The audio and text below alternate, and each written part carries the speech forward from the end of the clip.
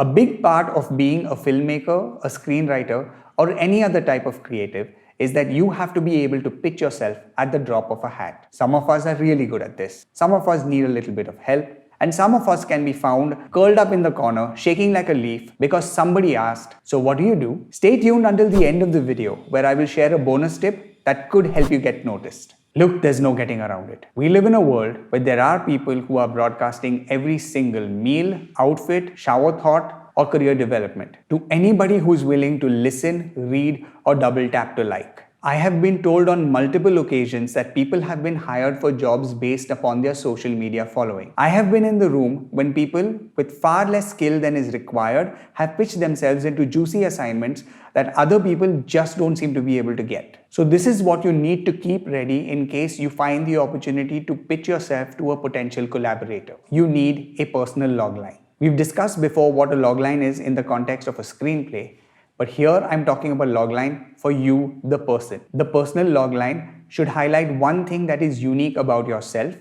It should explain why you are a good fit for the job you're applying for, and it should be very focused. Say you grew up in an armed forces family. You could introduce yourself by saying, I had lived in 6 different cities on 3 different continents within the first 10 years of my life. I tell stories about people who are searching for their roots in the action-adventure space. I know I just made this up, but this sounds like the kind of person that I would want to hang out with.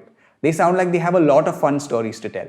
The reason why your personal logline needs to be focused is because people tend to categorize people in different slots. They need to be able to classify you immediately because the next time they feel like they want to develop an action-adventure story, they should be reminded of that armed forces guy that they met who was so much fun to hang out with.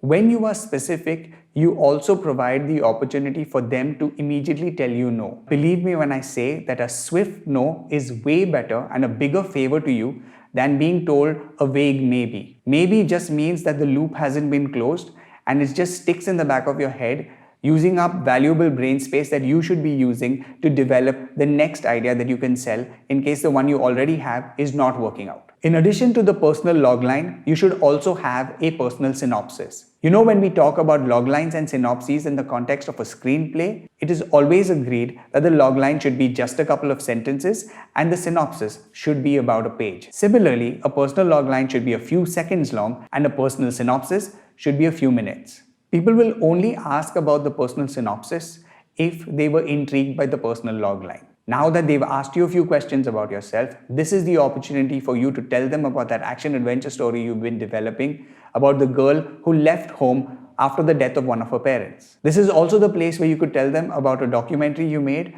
about blues music in India. That's something I did. Or you could tell them about the time you found yourself in Denmark making a commercial for a local amusement center, which is also something I did. If you don't have a lot of relevant experience in the field, this is the time you should use to explain why you are a good fit and the best person to direct or write or edit or compose the music for the project. A quick side note here, you should always be working on your personal projects while you're looking for employment within the larger industry. For the simple reason that you need to already know how to do the job when you're given an opportunity at a professional level. Experience is the only thing that prepares an individual for the pressures of a professional environment. So even though you may never have been paid to do a job, that doesn't mean you can't have a lot of experience doing that kind of work. Way before I had been paid to write or direct professionally, I had spent several years writing and directing my own short films. So when the professional opportunities arrived, I was ready. So if the personal logline and synopsis presentation goes well, you can politely request contact information so that you can follow up with this person at a later date. Here are a few things that you should keep in mind though. Do not be pushy. Do not be demanding. It is perfectly fine to follow up if a message has gone unanswered for a few weeks. You also have to realize that if you haven't heard back after a few follow-ups, that relationship is not ready to be developed at the moment. So it's time for you to move on and try and develop other relationships. Here's that bonus tip I promised you.